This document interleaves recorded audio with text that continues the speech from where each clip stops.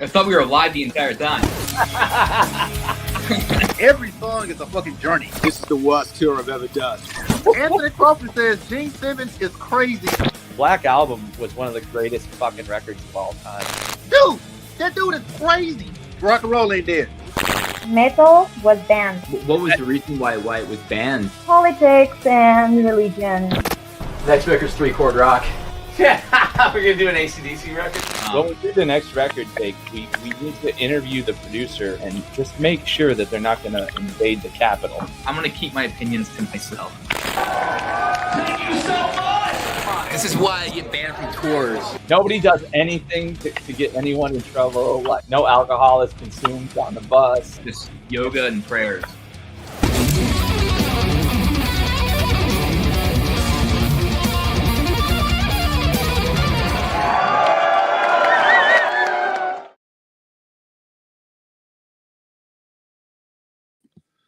Good Lord. Hello, everyone. Night. Today we have All right. Ty Chris from Lords of the Trident. Say hello. Hello. I'm here live from, as you just saw in the intro, Witherfall Industries. We're on the 45th floor of that giant building. They each gave us our own offices, so this is why there's 4 quarters on the screen. So I'm from the corner office with the arcade machines. Director of very important business. That's me. Hello. You did a great job decorating that office in such a short time span. Well, I have a team of very dedicated nerds. So I'm clearly in the basement. I'm down here in steerage because I'm on. Hey, keep it down there. I can hear you. Oh my God! I knew you'd be a great guest, Ty. You're insane. How have you been? How's the festival promotion life going? Bad. I've been bad. I temporarily good. I just got back from Legions of Metal in Chicago, where I got to see a bunch of the buds and hang out, and it was very good. But 2025 has sucked. 2025. No Joker Isaac reactions. You were awesome. No, you. 2025 has sucked, man. It's been really hard. We've been dealing with visa issues up the wazoo. Visas have gotten 10 times more expensive and 10 times more difficult. It sucked. I don't know. It not only Mad with Power. Just we're a month out. This is our 8th year, 9th technically, if you count. We did a digital year during the pandemic. I don't really count that one. But this is our 8th year, and just not only us, but every festival I've talked to, nobody's pre-buying tickets anymore. It's crazy. It's absolutely crazy. My good friend Randy, who lives in Madison, he runs a festival here. His festival is coming up in 4 months. He told me, he's like, how many tickets I've sold? I'm like, how many? And he's like, 15. Wow. I was like, what? Holy shit. We're sitting at 450 tickets sold, which is our lowest amount ever. And I need 1,100 to break even. I'm currently negative $80,000. So that's been crazy. I got diagnosed with a rare autoimmune disease that's attacking my kidneys. And then we lost a European tour because of some crazy stuff that I don't know if I can 100% say publicly on a live stream, but we'll just say things. The music industry, LOL. So it's been a bad year. It's been a bad, gross, icky year that I don't like, and I was wondering if I can get a refund on this one, just the year. So how are you? Sorry to hear all that. Yeah. I posted the link to Mad with Power tickets, so everybody go make Ty's day, please. Please do. Usually Jake is the solemn, despairing one on these podcasts. He's in the sunshine now. Yeah. Yeah, man, that's wild. I was going to ask you about what the state of these festivals were like, especially in this time period. It seems like it's kind of gone shitty ever since the pandemic, since 2020. Well, we had we've sold out every year, and we sold out well in advance every year from like 2017 onwards.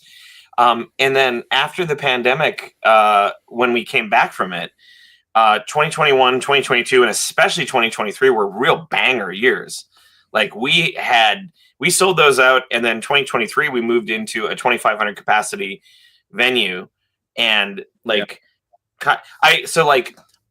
even though the capacity is 2,500, I hate I just might be an old man here, but I hate festivals where you're like this the whole time, where it's like, woo, I like to be able to move around. I like to be able to kind of put my arms out a little bit and have a little bit of personal space. So we stopped selling tickets at 1,500. But yeah, 2023, we sold 1,534 tickets. And we hit break even, like, I don't know, 6 months in advance. So once that happens, everybody goes, oh, and then we're like, okay, what kind of cool ass things can we add? Yeah. And then in 2024, I broke even the day of the festival by $100. So like I was plus $100 at the end of 2024, and that was like nerve wracking. But I sort of chalked it up to like maybe it was a little bit of a weird lineup. I was taking some risks, and I felt comfortable to take a risky year after we had sold out for six-ish years in a row, and then this year comes around, and I'm like, okay, I'm definitely not taking a risk this year. Like this is a bang. I think this is a banger lineup, and everybody that I've talked to, they're like, this is a strong ass lineup. I'm like, yeah.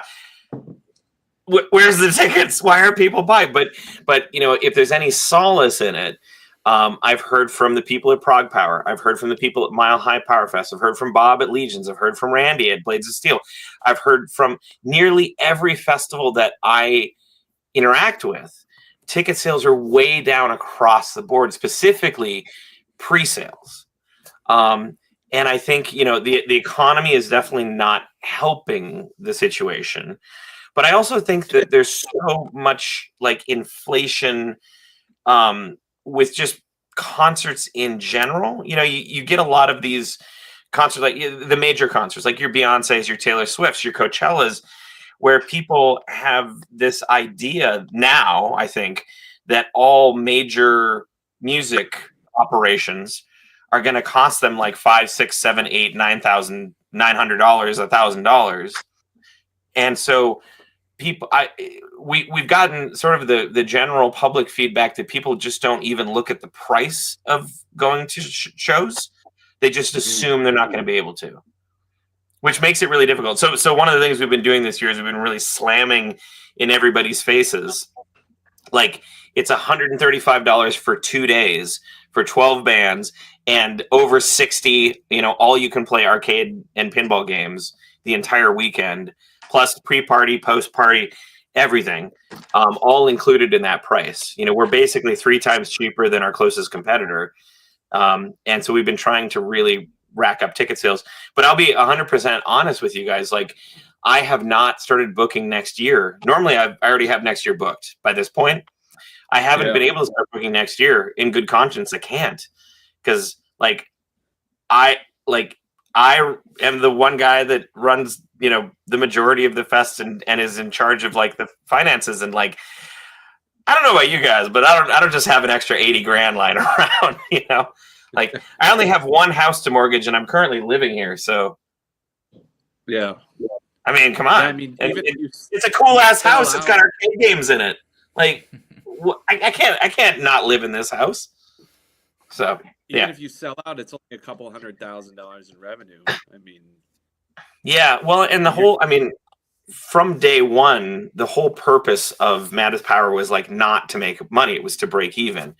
And I'm lucky in the fact that we've planned things so well that we've been able to break even or just make a few $1,000s every year that we put into the bank for next year for, just in case something goes wrong. But the whole purpose of Mad with Power was to essentially give like kind of mid-tier power metal, trad metal, heavy metal acts a place to kind of call their own, and to be able to strengthen the community, rally the community inside of our little niche here. Right. When we started, as a band for Lords of the Trident 16 years ago, I mean, power metal is not very big in the United States. It's a big thing over in Europe. So there's still, even today, I mean, there's still like a handful of bands that are in that kind of mid-tier, and we all just sort of know each other, case in point, right? we're all just friends and buds. And I always kind of thought to myself, if we could just get all of these people in a room together and be like, now kiss, then it would, we could make everybody, we could make these friendships really solidify. And then there would be this mental Rolodex of people to go on tour with, that you've met in person. And I think it's, there's a big difference, I think, being in person friends with somebody and being able to talk to somebody in person, get a vibe for them, rather than just being like Facebook friends or Instagram friends or something like that. So the whole kind of evil plan behind Mad with Power was to get these bands in a room together and to have people make friends with each other. So that everybody, so that maybe the next 20-year-old, group of people who wanted to start a metal band would see how much fun we all were having, hanging with each other and like being genuine friends. And they said, well, instead of starting like a death metal band, maybe I'll start a power metal band, or maybe I'll start a trad metal band or something like that, and then kind of help the scene grow in that way. And I've definitely seen that kind of organic growth over the last, 8-9 years we've been doing this. There's been a lot of bands that have kind of sprung from that feeling of community, from that sense of togetherness. And there's been a lot of really amazing friendships, really amazing, even like relationships that have started from people coming and meeting at the festival. So in that sense, I think we've done a really good thing. But, the plan from day one was never money, to quote the electronica artist Dylan Francis, money sucks, friends rule. So there you go. Sounds like a fight from Butters from South Park. Yep, exactly. So, now we're just trying to keep it together at this point. I'm hopeful that, we have 1 month to go, and I guess I suppose we might have 700 people that show up at the door the day of the show that don't have a ticket. But man, that's a hard way to run a festival. What? Is it the same venue as the one that I went to? It's the you went to what year did you go? Remind me. I think it was 2023. It was where Primus was playing across the street. Yes, it is the same venue. Yeah.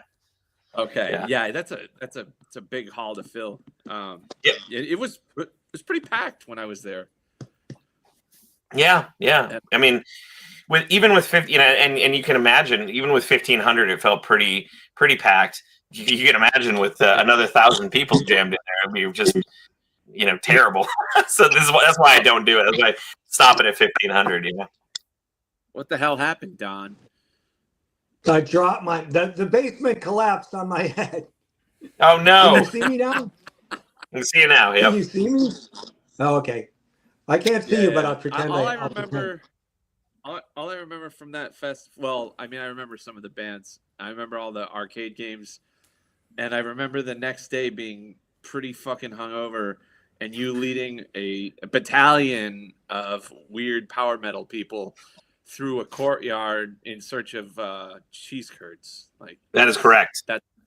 Yeah, I don't know what the hell was going on, but yeah, that's one of the things that we do every year. The heavy metal cheese curd massacre.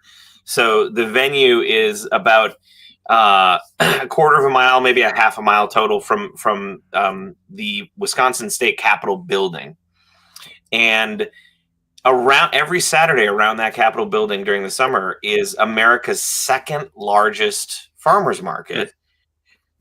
We've beaten only by, of course, New York City, and being Wisconsin, lots and lots and lots of cheese vendors and lots of people selling fresh cheese curds. And let me tell you, it breaks my heart whenever I see people touring through Wisconsin and they stop at my house and they say, "Oh, Ty, we finally had cheese curds." And I say, "Oh, okay, where did you buy them from?" "Oh, the gas station." No, you can't. No. Like, there's a big difference between like gelatinated cheese curds that have been sitting in a pouch for like 2 weeks in the gas station and fresh ass made that day cheese curds that move freely in the way that squeak.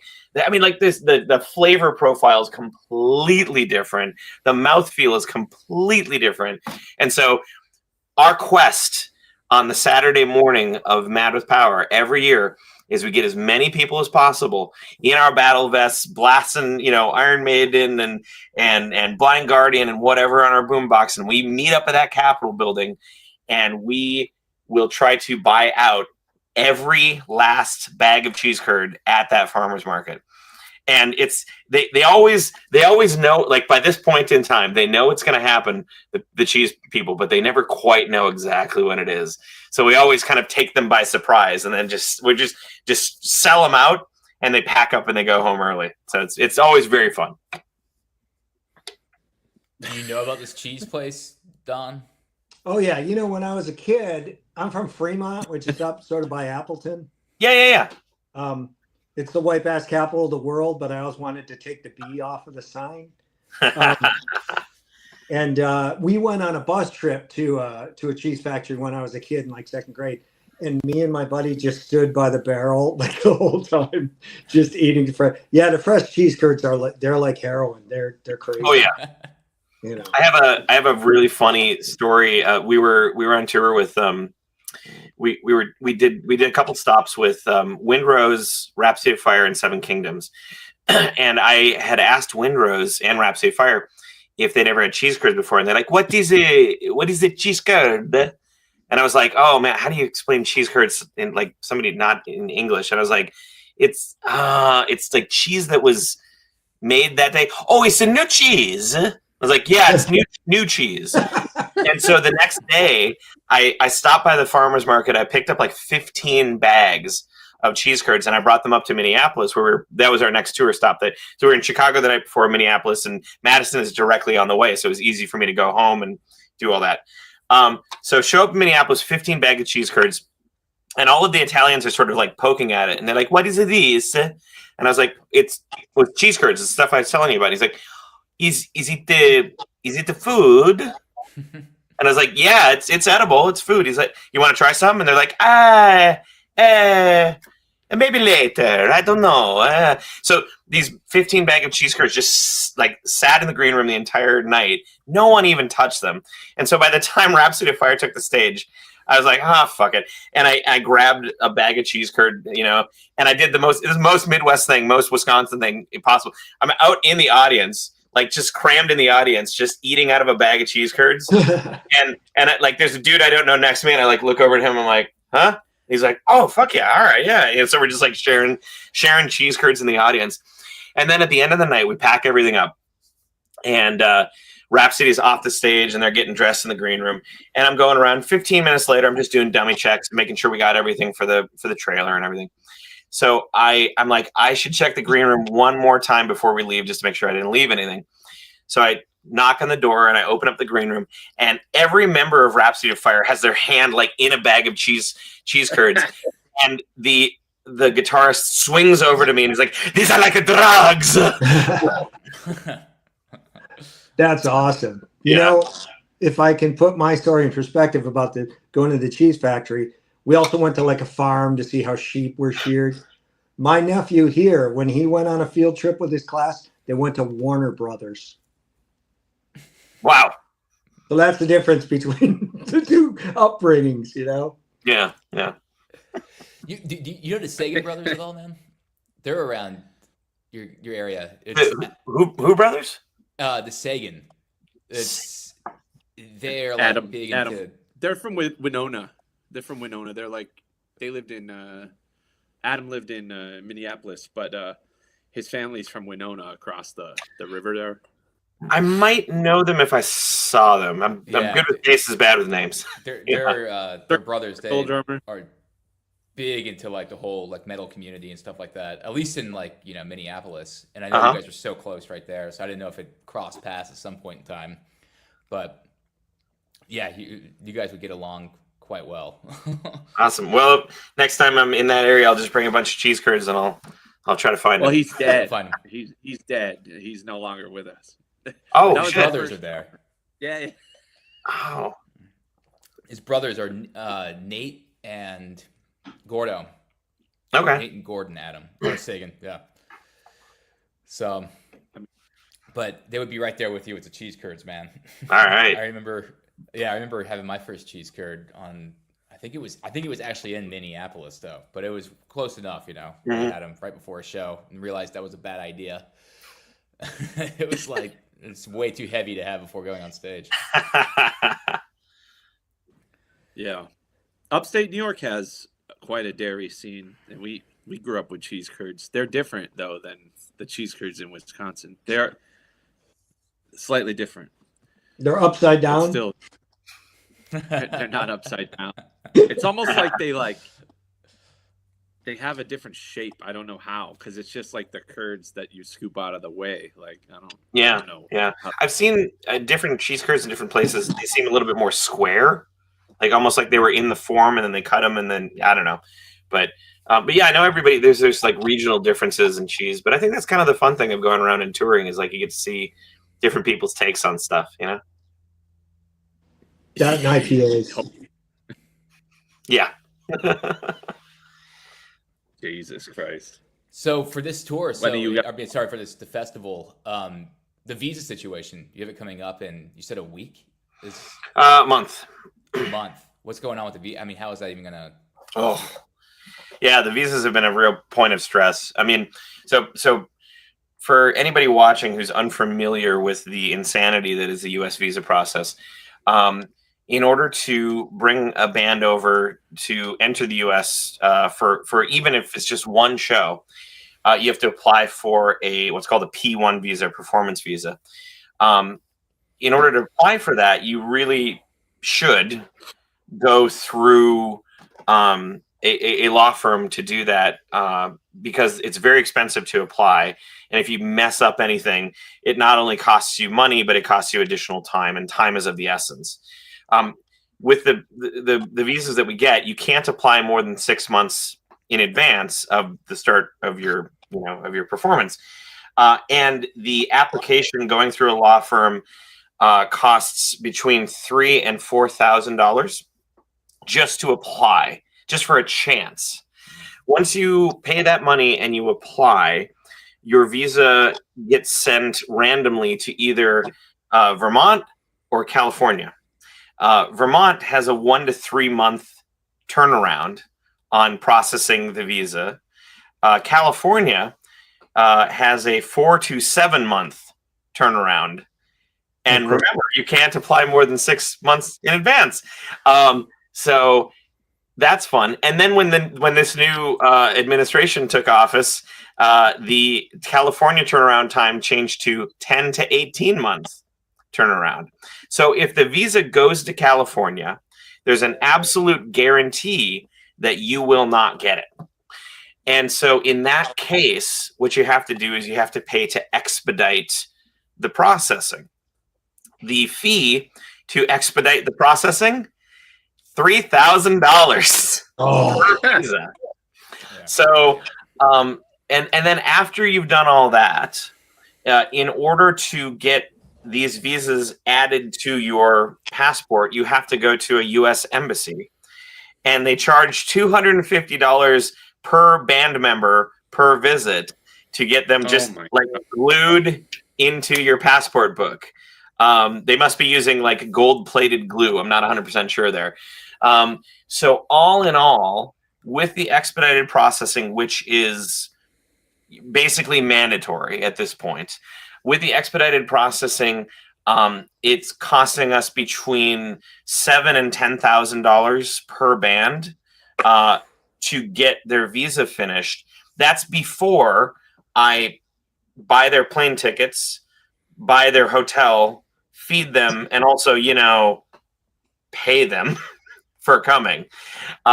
So that essentially has added, an additional $40,000 to $60,000 bill on the front end of the festival, which makes things very, very difficult.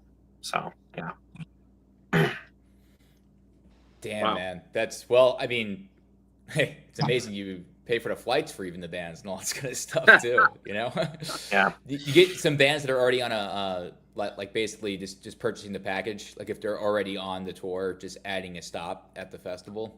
I mean, we try to. If a band already has, you can apply for a year-long visa, which is much more complicated, but it's something that we offer as an option to the bands, as kind of like a perk. Hey, if you play Mad with Power, we'll get you a visa, and not only that, we will go through the extra shit ton of work to get you a year-long visa so that you can use that to play the United States if you want to. And so we figure that's a little bit of an additional perk for these bands. But yeah, if we do have a couple of bands this year that already have their visas, which, like, thank God, like Firewind, Gus G already had a visa and his band already had a visa. So like, that was like, whoo, okay, good. We got one. But yeah, the rest of them has been a process. It's just been fraught with peril. And at this moment, we've got Dream Evil squared away. We've got pretty much everyone squared away except for Elaine and Bright Ear. We actually just got Bright Ear's visa approval at the beginning of this week on Monday. So they are currently trying to schedule a time with the U.S. Embassy in Tokyo to do the whole, gold-plated stamp your thing into the passport. But the embassy has frozen all appointments until May 14th. So we're kind of sitting on pins and needles at the moment, hoping that they can get in. We still do have some time, but it is a nail biter at this moment. And if any of these bands don't get in on time, we've essentially flushed $8,000 down the toilet. $8,000 to $10,000 down the toilet, and then I have to find like a replacement last minute, and then also pay them. So this is a big reason why people not purchasing tickets ahead of time is making my hair fall out. So yeah, easily see why, man. Wow. And this is, I should mention, this is the only country in the entire world where this happens, where this is this expensive. We just did a Japan tour, and we got visas for Japan. It took us 1 month to get the visas, and it was like a grand total of $500 for the entire band to get the visas. Like almost every other foreign country that we've played, Canada, Europe, etc., they have clauses where, if you're a performer and you're not staying for more than like 3 weeks, then you don't need a visa. You can just come on in and do your thing and leave. There's really no reason why the U.S. couldn't also follow suit in that. We are the most expensive and most complicated visa in the entire world.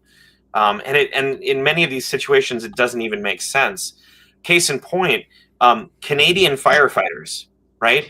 If there's a wildfire that's happening down in like LA or California area, if people volunteer from Canada to come to the United States to fight the fire for free, volunteer, they need a visa. They have to go through this entire process to get a visa for themselves to come help us fight a fire, volunteer, not getting paid. It's ridiculous. It's happened insane. during the LA fire. It actually did happen. They had detained some Canadian firefighters. Like they were not allowed to do anything. It was crazy. Yeah. So it's That's a liberal state too. Like if you're getting that in a liberal state, like yeah. So I mean, it's one of those things that it is one of the main issues with coming in the United States as a band. I think it's part of the reason that you don't see more overseas acts coming and playing the United States, especially anymore. Or the tours that they do have to be once every 5 to 10 years, so they can kind of get all this rigmarole in place before they decide to even do it. So yeah, it's really difficult, really shitty, and I can tell you, going through the entire process, it's insane. You need, as part of the application, you need bare minimum 60 pages of like reviews and posters and interviews and stuff like that to show that you're big enough to even be considered to come in the United States. We have to get 9 letters of recommendation from people in the music industry every year per band to show they're big enough. So there's a lot of bands that I'd love to bring over. A good example would be Japanese folk metal. When we were on tour in Japan this last December, this band Japanese folk metal just blew us away. They were like the Japanese Korpiklani, or like the Japanese Ailstorm. Like every song was like sake, sake, sake, drink, drink, drink, and it was so much fun. Everybody was so into it, and I was like, and everybody on the trip was like, "Holy shit, bring these guys to Mad with Power!" And I'm like, I'd love to, but they are not famous enough. The U.S. visa process would deny them, because one of the other things that you have to do is you have to play outside of your country at least once before you play the United States. It's like the whole thing is ridiculous and it makes no sense, and I hate it. So yeah, the visa process sucks. I had no idea it was that bad, man. That's gonna be like, and again, people not buying pre-sale tickets, that's gonna kill it. Who the hell wants to go through all the stress of like having a half sold, if that? Well, and also, not to not to get all crazy dark or anything, but I mean, like, with the current climate the way that it is politically, I've been talking to a number of bands, just kind of testing the waters to see if they'd be interested to come over to Mad with Power. There's a lot of bands, a lot of big bands out there who just don't want to come to the US right now. Oh. And it's like, I don't know if I can really blame them when people are getting randomly like detained, and it's so it makes my job a lot more difficult. And yeah, this year has been just kind of shitty in a lot of different reasons. But yeah, it's that. So like all of that is not helping either. So yeah, like outside of the politics, like whatever you believe is going on, the fact is that people are getting denied entry. Like, so imagine you put all that money up front and you get to like JFK and they're like, oh yeah, no, like, sorry, you have to go back to Germany. Like, yeah, and that is an absolute possibility, which is another thing that is stressful on its own. We could go through the entire process to do everything legit and everything legal, and if a border agent's just having a shitty day, they can just deny them entry even though they have full legal paperwork. So we are at the point now with Mad with Power where we have grown it slowly and very methodically over the last 8-9 years to the point where we're at right now, and we are running out of viable US only bands to book. So we've started to look international.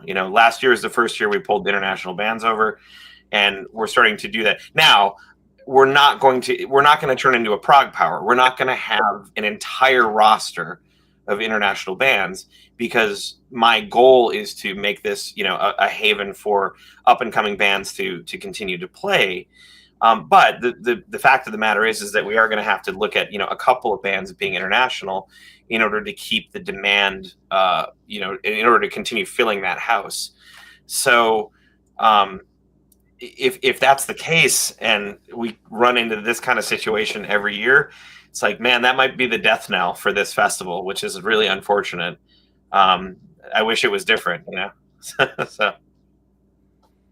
Yeah, I think it's like that for a lot of festivals.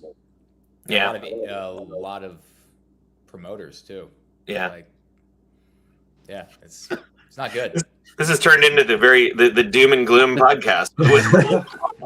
It's the Witherfall podcast. What do Yeah. you expect? I mean, it is on brand, right? You know. Yeah. Yeah, I mean, we only have like 2 songs that have like a chorus in a major key.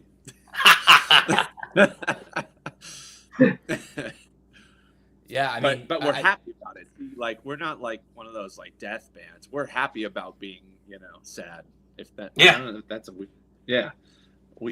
revel in our gloom. That's the next single. Revel in our gloom. There you Yeah. Jake, let's get on that one. yeah, Jesus Christ. yeah, man. That's So, go ahead. What's the like general scene like in Madison? Let's not dissuade people from going to Mad with Power. Oh, Madison is amazing. Madison, the city. I absolutely adore living here. It is a really good. The music scene is wonderful. The only other place I've been in the United States where I feel kind of the same vibe is actually, interestingly, like Fort Collins, Colorado. But the Madison music scene is and has always been extremely collaborative and extremely sort of like a rising tide raises all ships kind of an idea. The metal community is small but very tightly knit, and I think there's a lot of really great venues and a lot of really wonderful opportunities for people in the city, and a lot of people, myself included, who are extremely willing to help new upcoming bands like get a foothold, learn the ropes, do some regional touring and that kind of stuff. A lot of people don't think of Madison as a music industry city, but we have a number of really big music businesses that live in Madison. Broad Jam, for example, the biggest or number 2, depending on how you slice it. Let's just say the number 2 biggest music placement company in the entire world lives out of Madison. Sonic Foundry is out of Madison. People who've made all sorts of software, and if you grow up, if you're as old as I am, and you grew up with the thing called Acid, you remember Acid Music Studio back in the day? That was made here in Madison. Full Compass, which is essentially like a musician's friend, a Sweetwater that lives in Madison, just down the road. I buy all my stuff from my local dude, go and pick it up at the warehouse. So there's a lot of like music industry businesses here in Madison that sort of fly under the radar. Not a lot of people are familiar with, but if you really dig into it, it's a really wonderful city. It's extremely liberal and it's extremely like environmentally friendly. There's a lot. It's the number 1 biking city in the entire United States. So there's bike paths everywhere. I can get to anywhere on a bike super easily, and it's just a really wonderful city to be in. Crime rate is extraordinarily low. It's very walkable, and if you drive, you get the kind of the best of a mid large size capital city, but you don't have to deal with like crazy parking rates or like really expensive, food at restaurants or something like that. Like every year I get somebody saying to me like, Ty, why don't you this festival is great. Why don't you run it in like Chicago or Milwaukee? And I'm like, because I don't live there. That's the first thing. But also people will bemoan how, it's way more expensive to fly into Madison than it is to Chicago or Milwaukee. And look, I'll give you that 100%. There's a little bit more expense on the front end, but the hotels in Madison are cheaper. The transportation in Madison is cheaper. The food, the beverages in Madison, way cheaper. The parking is free. There's all of these perks. So it actually ends up being cheaper to run the fest out of the city than to run the fest in like a Chicago or Milwaukee. It's just a little bit more sticker shock on the front end to get here. Once you're here, you're going to save way, way more money. So, yeah. So, I mean, in general, the scene in Madison is really great, really collaborative. Pretty much every band I know, it's the old joke that, every drummer drums in like 7 other bands, right? So, but in Madison, like that's, it's true, not out of necessity, just because it seems like everybody's like friends in the scene. So especially the scene that we came up in, was incredibly friendly and cooperative and helpful, and I feel like it still maintains that to this day, which is great. A lot of the other cities that I see that I've toured through, or that I've talked to people who live there, you almost get a sense of like a competition, in some scenes, where someone will be angry at like a band that they got booked for this one show instead of them. And I guess I've never felt that here in Madison. It's always been kind of more of like a, hell yeah, good for them. And, I don't know. So I really love this city. I really love the scene. There's a lot of great music industry stuff here. And, I think I'm trying to do my best to make the city a destination for metal, a place that people look at as a viable stop on a tour. If you're not going to stop in, or if you want to do something on the way to Minneapolis, or maybe you don't want to go all the way to Minneapolis, or I don't know, skip Chicago or whatever. But there's a lot of really great shows that come through here. We see a lot of really, really cool acts. Gojira's coming in a bit. We saw Mastodon. We saw there's tons of music that comes through here all the time. So it's great. Those must be at like either like theaters or arenas that you guys have for Mastodon. Gojira. Yeah. We've got a number of we've got the Sylvie. We've got a number of big theaters, that are 1,000-seaters plus. We've actually got a number of. We've got a ton of venues all across the board, from like 100-person cap venues to 2,500 to a couple thousand cap venues. We've got an arena here. There's viable options at every kind of level of where your band's at in Madison, which is really nice to see. So we get a lot of small acts coming through. We get a lot of medium acts coming through. We get a lot of large acts coming through. Not quite as many as Chicago or Milwaukee or Minneapolis, but we do get some really fun ones. So yeah. How do you transport all the pinball machines? Are they all yours? No, thank God. No. My wife would kill me. I only have one right over here, and I built this myself during COVID. In my next room over here, it's all practice space. It's all recording studio. It's all kind of like jam space. If I didn't have a band, I'd probably line it with arcade machines, and it'd be my arcade over there. But I only have so much space here. So when I built a pinball machine, I ended up building a digital pinball machine so that I could load in, 300 different pinball cabinet machines here. So, because I figure I couldn't just do one, because then I'd just get really good at it and it'd get boring, right? So, but no, thankfully, a lot of those machines are not mine. I have, being the extroverted nerd that I am, made a lot of friends and connections with a lot of the bar and arcade people here in town. And so a lot of those people, who many of them are in bands themselves, have offered to, bring cabinets, and, and obviously we pay them for bringing in those cabinets and that kind of stuff. But yeah, we have a really wonderful arcade community here in Madison. And in the general area. We have a couple people come in from the Milwaukee area, a couple people come in from a little closer to Chicago. But yeah, it's a really wonderful scene, and people just kind of transport them in on big trucks. And thank God the Sylvie has a truck garage, where you can back up a full ass semi into there. So yeah, it makes my life a lot easier. Jake, don't you have pinball machines too? I only have the one. But I've got two arcade machines over here. Jake has that. Jake I have one. I have an Addams Family. Oh hell yeah, yeah. At my mom's house. I guess it's hers. That was her favorite one growing up. I think the original one, but I think it's one from. It might be a reissue one, but yeah, we have one. But they're a pain in the ass, man. They break down a lot. So especially the '90s arcade ones. So. Yeah, that's why I asked, and they're not easy to move at all.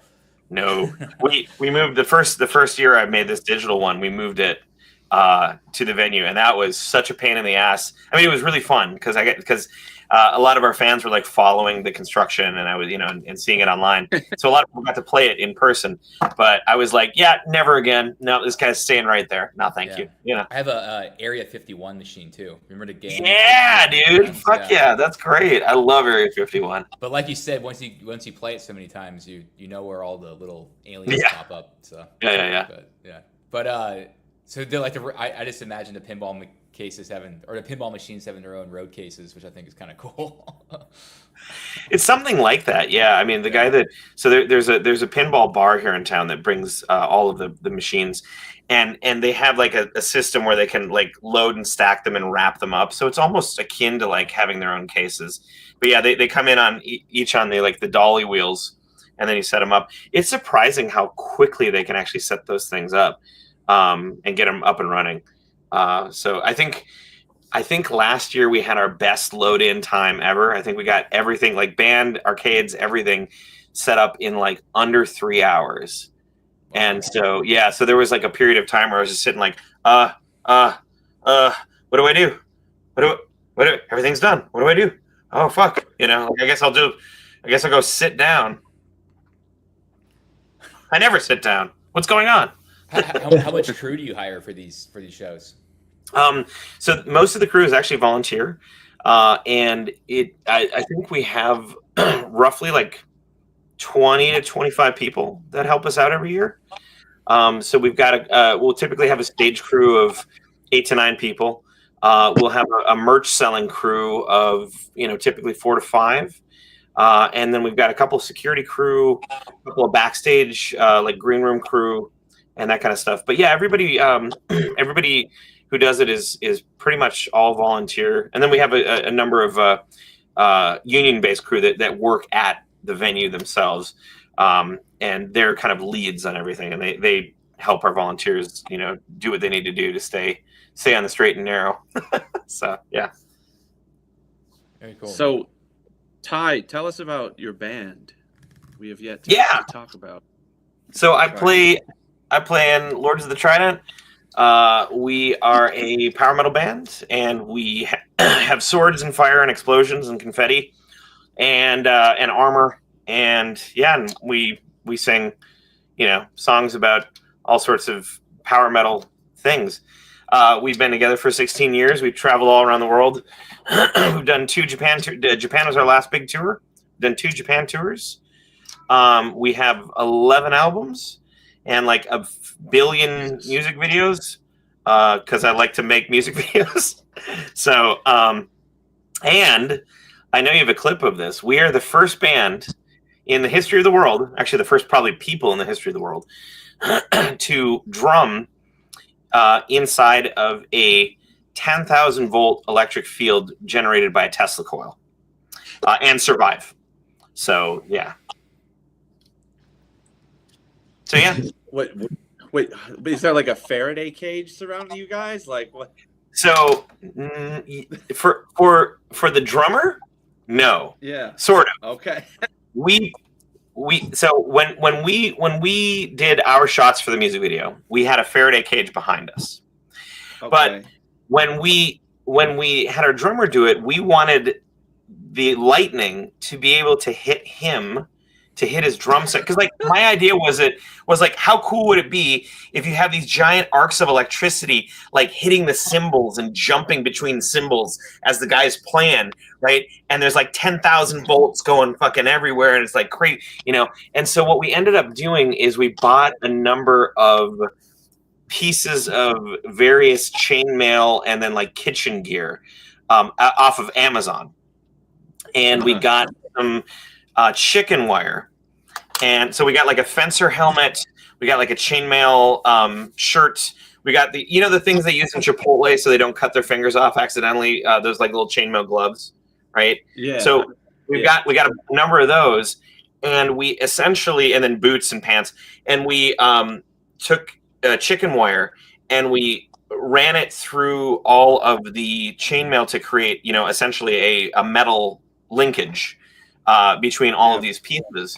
And then we ran a couple of lines of chicken wire out of our drummer's feet, and then we plugged it into the ground socket in the electricity of the place we were Come on.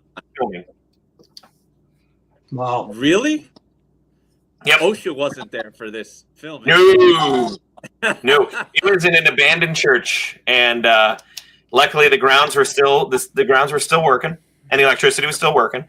But yeah, so as far as I am aware, we are the only humans ever to have drummed in a live, 10,000 volt electric Tesla coil electric field and survived. So yeah. Okay, let's play this video clip. Yeah. And then we can talk a little further on it. Jesus Christ. What's the name of this song? This is called To Kill a God. All right. Lords of the Trident, To Kill a God.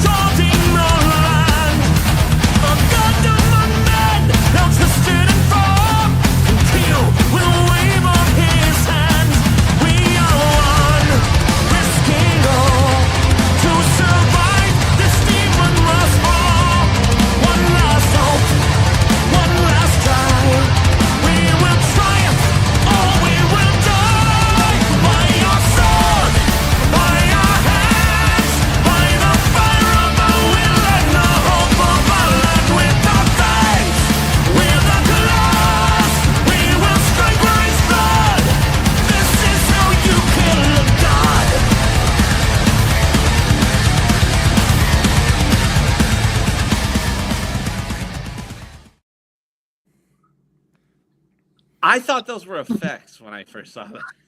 Nope. That is 100% real. There's zero CGI in this whole thing. Damn, man. Holy shit. Yep. Yeah, that's crazy. What? Yeah. You were in an old church. What if there were no grounds? What if they were just the 2-wire or braided cable or something? We did have so the guys that owned the Tesla coils who kind of set this whole thing up with us. They had contingency plans. They were gonna bury something in the dirt, or I don't know. I'm not an electrical expert, but they had some other ideas of how we could ground the electricity from his feet. Yeah. And there's a lot of drummers in Madison too, so. I did tell my drummer, I said, look, we've already spent, so much money on band promo photos. We're not taking any more fucking brand promo photos. You cannot die. So yeah. I have to go to my day job.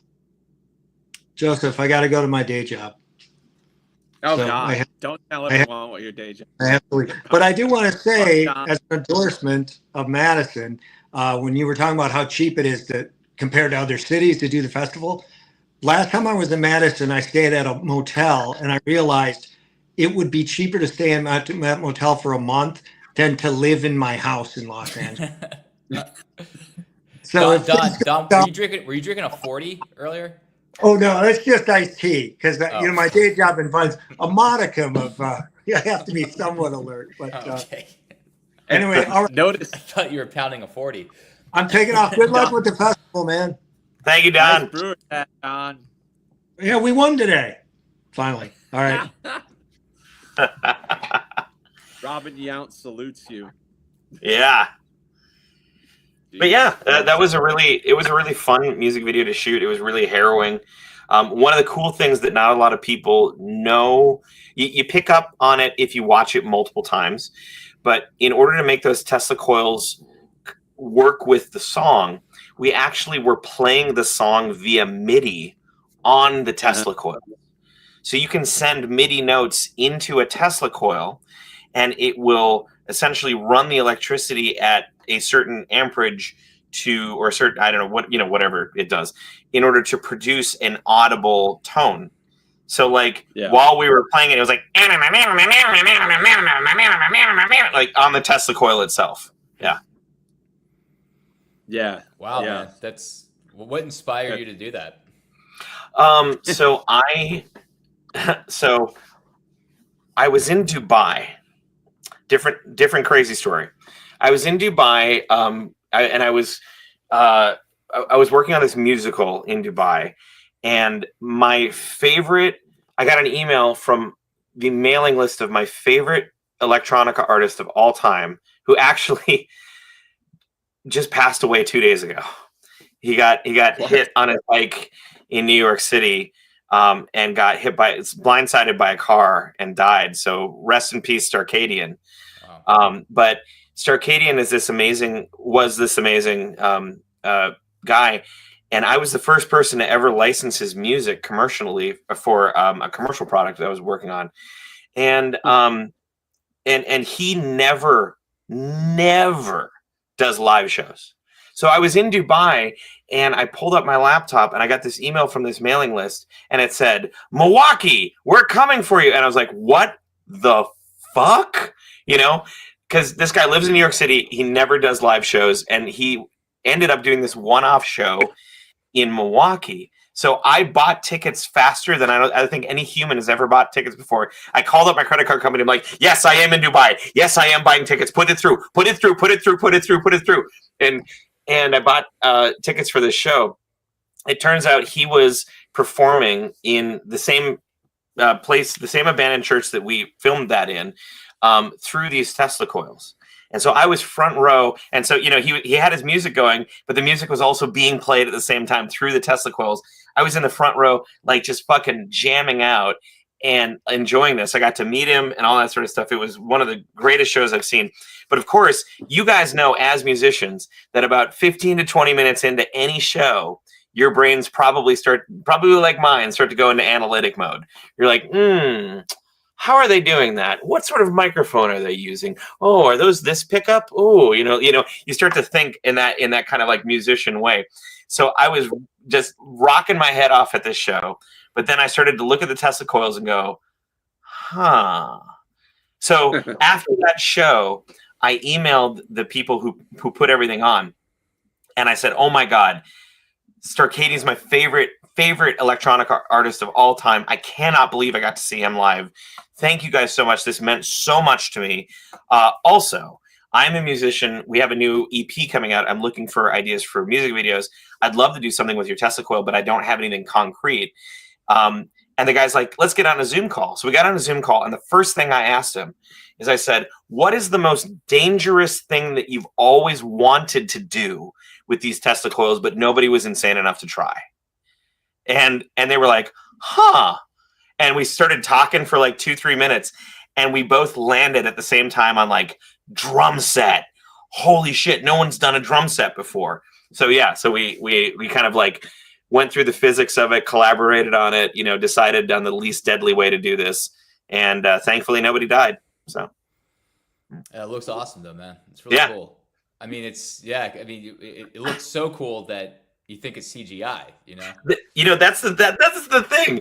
I thought that video was going to do gangbusters on YouTube, but I think so many people just thought it was fake. It was 100% real. It was 100% real. Like I barely touched I barely touched the editing in terms of the colors. Like what you saw was what it was like in real life. It was one of the most surreal experiences, because I was like behind the dolly, just like shooting it, and I would look up every once in a while, I'm like, "Oh my God, what is going on?" Oh, I gotta watch this video. Like, oh, it was insane. It was wild. I loved it. Yeah. Do you have like behind the scenes stuff of that? I have a little bit of behind the scenes stuff. Yeah, that'd be pretty. We actually put up like a behind the scenes video of like how we did it. So yeah. That way people, they can see that it's the real deal. Yeah. It's not effects. Yeah. So that's one of the things that we do, and outside of that, in terms of other fun Lords of the Trident facts, we are the #1 most supported independent power metal band on Patreon too. So we are very very proud of that. Yep. So very very proud of that. We've been working with actually the Patreon team for a number of years, and now I am on the Patreon ambassador program. So I help other bands and other projects that are looking to get onto Patreon and looking to make monthly income. I help them hold their hands through the process and all that sort of stuff. But it's hold been our hand. Our Patreon is pitiful. dude, I will do that anytime you want. Anytime you want. Yeah. But it's been really fun. It's been probably the best thing we've ever done as a band in terms of income stream, because it allows us to do crazy stuff like tour Japan and rent out Tesla coils and like stuff like that, like crazy shit. The support on there has been just absolutely incredible, and we're just absolutely blessed with the amount of support. We do a lot of work in terms of creating content for the Patreon specifically. So I think a lot of people get their money's worth out of it, but we are very, very, very thankful to everybody who helps support us on the Patreon. Yeah. You have 866 patrons that I can see, which is pretty crazy. Yeah. It's roughly $3,500 a month, which is really good. Yeah. Wow, that's great, man. Wow. What does the best on there as far as like acquiring new patrons, or is that all word of mouth? Like, so a lot of it is, on every music video that we make, we bookend it with, this like a little 1 second, like this video is supported by Patreon. We put it in the link and all that sort of stuff. But I think the thing that's been the biggest attractor of people to the Patreon has been the things that we make specifically for our patrons. So like, for instance, once a year, we will do a Patreon only private concert. So we'll rent out a venue here in town. And we actually used to do this in my basement. So we would have, and which worked out when we had like 30 patrons. Not so much when we ended up having 100. My wife was like, "Look, we've got one bathroom in the house, Ty." And I was like, "Yeah, Oh, you mean they were there? Yeah. Oh, yeah. We invite them over to the house. Yeah. It was. I thought you meant like a digital concert. No. Well, we do that too, because we have patrons all over the world. But so we do broadcast it.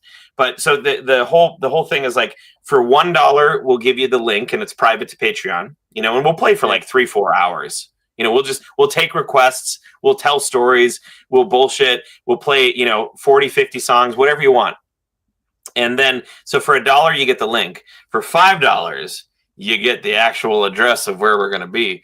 So we advertise that, and we make it a real kind of we in the last couple of years, actually probably since the dawn of this concert, we've done like a metal potluck, so we encourage people to bring in food, and people will bring in, like last year somebody made a dragon sculpture out of fruit. Somebody decorated sugar cookies with our album covers on them, like digitally printed. It was amazing. People bring in like, briskets and cheese platters, and oh my God, it's incredible. And we just have a party. It's super fun. So now we rent out a venue every year because my house is too small to hold the number of people who show up. We have usually like between 150 and 250 people that come to this now every year. And what we do is we do an anagram of our band name. I think my favorite one that we did over the years was you can turn Lords of the Trident into red hot tit fondlers. What? And so that is an anagram for Lords of the Trident. And then what we will do is we'll make a poster, and we'll make a fake band, and we will create an advertisement for it that is something that that I think is so abrasive and so like, who would ever want to see this music live? Like, I think we did like accordion grindcore crust punk one year, and or like a tuba based drone, drone metal one year. It was just like we try to come up with the genres that no one would ever want to see, and we advertise it on these posters. And every year we always get one or two people that like show up, because we can't make it completely private, otherwise people will like discern where the address is. So we So that's how we make it private, right?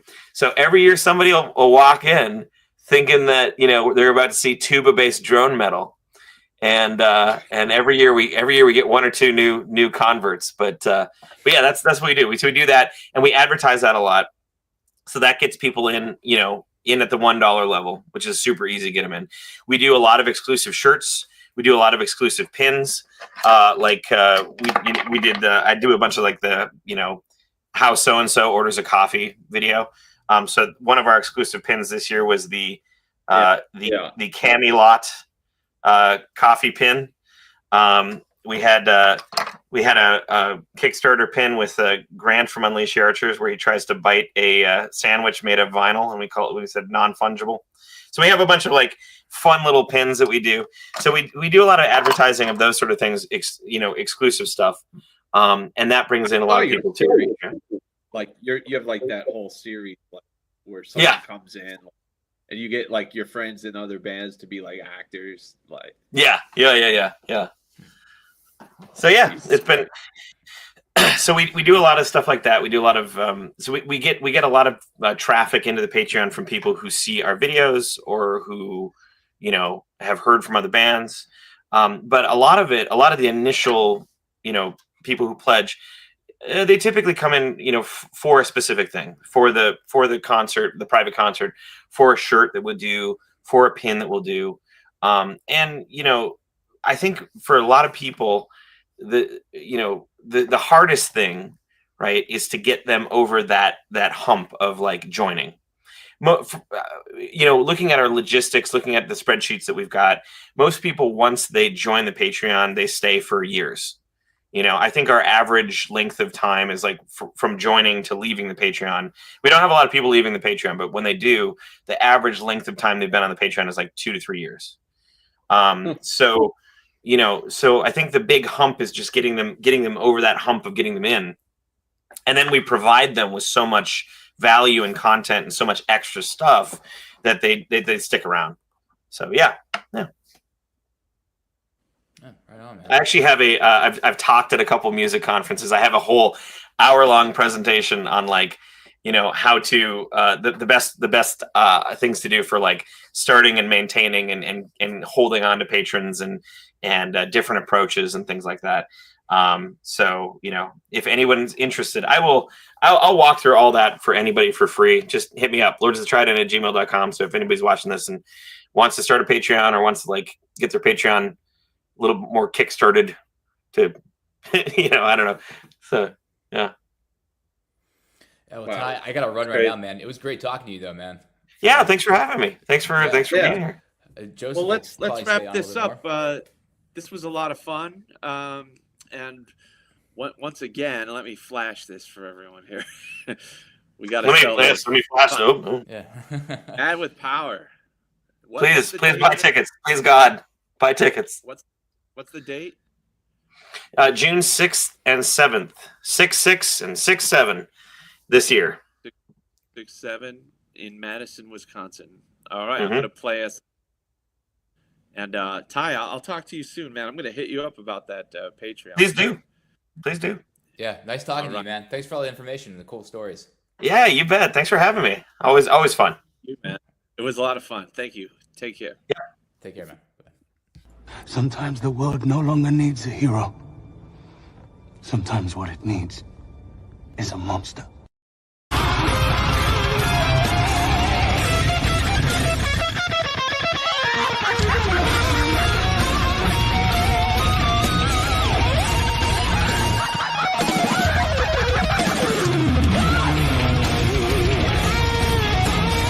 Sometimes the world no longer needs a hero. Sometimes what it needs is a monster.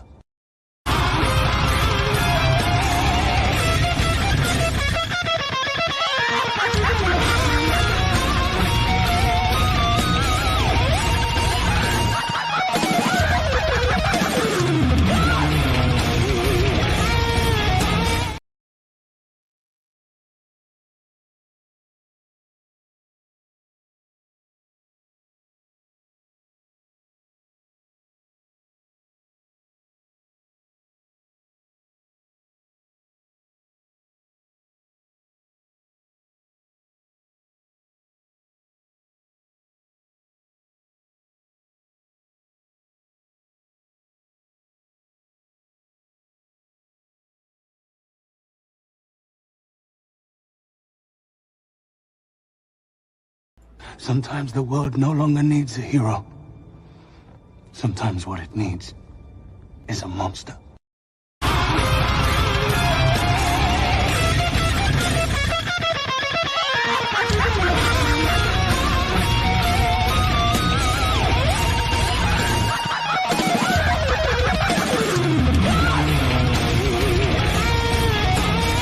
Sometimes the world no longer needs a hero.